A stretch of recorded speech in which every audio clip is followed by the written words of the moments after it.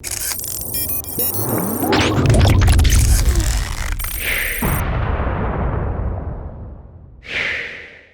what's going on, everyone? Vega here for SerpentX Tech, and in this video we're going to be taking a look at the actual setup process of the Goldshell Doge II Miner.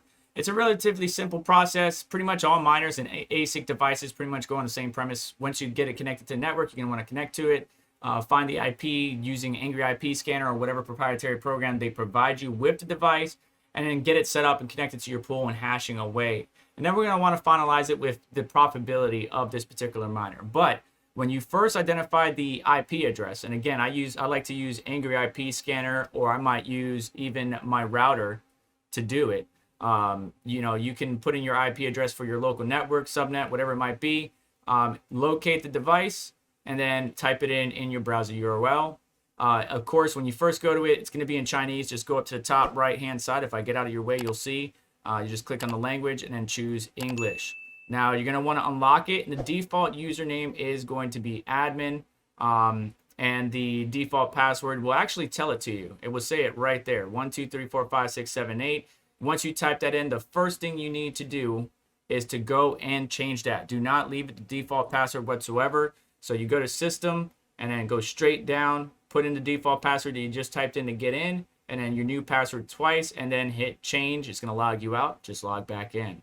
Now, on your home page, as we go through each section, we can see that miner hashing away. Now, this miner is supposed to be getting around 420 mega hash at 400 watts, but I'm actually getting 430 mega hash, and that's because it's a relatively cool day here in Florida.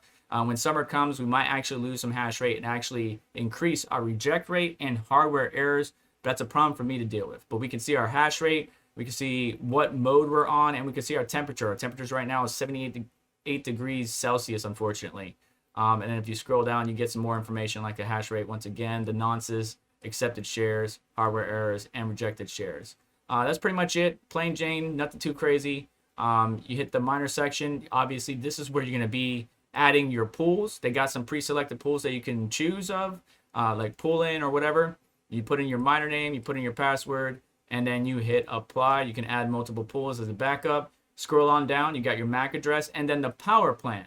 Now, power-wise, this thing is sucking about 405 watts on the high power mode, which is hash rate mode. But then the low power mode is going to be around 335. I actually got 340 at 260 watts, and that seems to be the more sweet spot one in my personal opinion. And if you go down even further, you could turn on, enable the red LED and green LED. I just like to have the lights on so I can make sure that status is working and everything. And then algorithm, you can't change it. It's not like other miners where you can choose between ETC hash or EFASH. It's just always going to be Scrypt or LTC.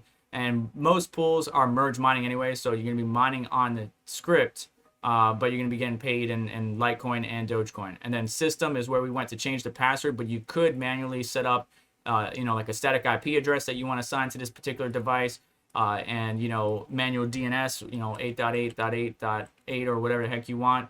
And then if you have a wireless device on your Doge II miner, you would obviously connect to your Wi-Fi here, but I'm connected via Ethernet and does not have that wireless NIC or network adapter installed on it. And then cloud controls, if you have a Goldshell account, you go ahead and pop that key, and then obviously change the password, update firmware. There isn't a firmware update just yet.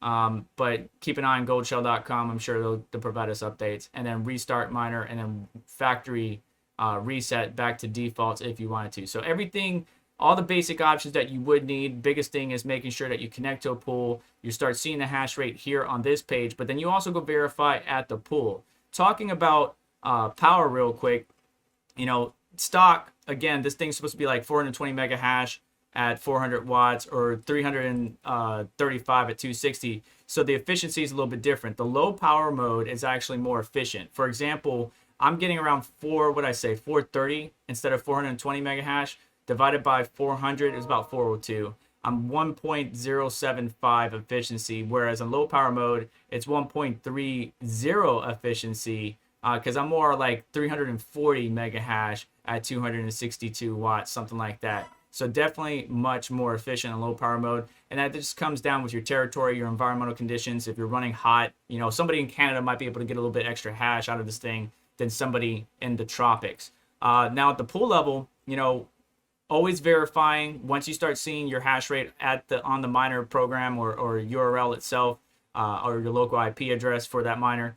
You want to make sure it's always showing at the pool. Don't just set it and forget it.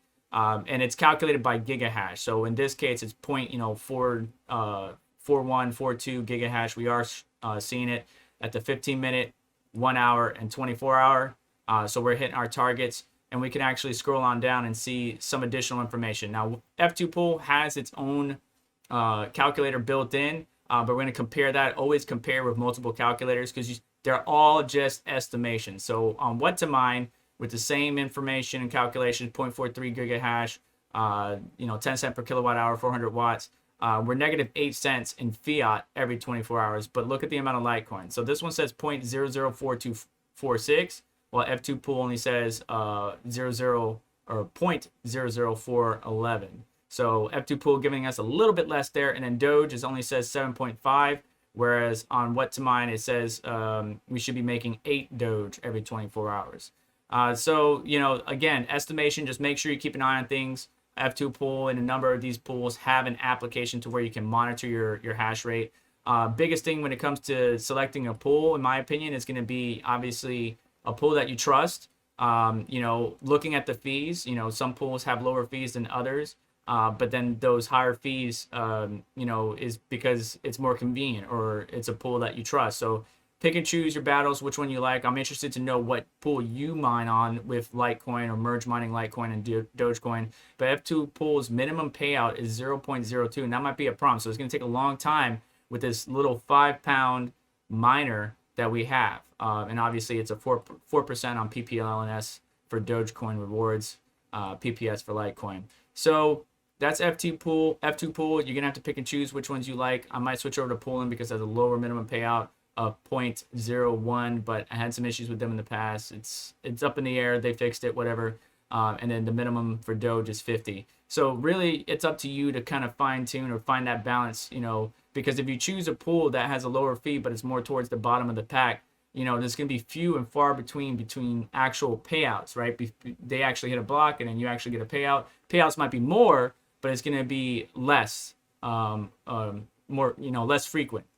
But a higher pool, the payouts might be more frequent, but they're going to be a smaller amount. So we just making sure that everything's here. It's going to take me a long time or quite some time to actually hit the minimum payout of 0.02 Litecoin, as you can see what I'm doing per day. But we're going to let this thing ride, and then maybe we might switch over to F2 Pool, or excuse me, Poolin. But let me know your thoughts on the miner, as well as what pool are you mining Scrypt on, merge mining or what have you. Please let me know down in the comments. As well, if you're interested in the Doge 2 miner, check out Crypto Miner Bros. I will have a coupon code down in the description, as well as their website link, so that way you can save some money. They were one of the people that allowed us to get the miner because Goldshell showed out pretty damn quick. And, just like all technology these days, things sell out really fast. So thank you so much for watching. That's going to do it for today's video. Please do me a favor on the way out. Hit the like button. Make sure to get subscribed. Hit the notification bell to stay up to date, as well as check out some of the links in the description to help support the channel and what we do here. And you have yourself a wonderful day. Take care. I'll catch you next one.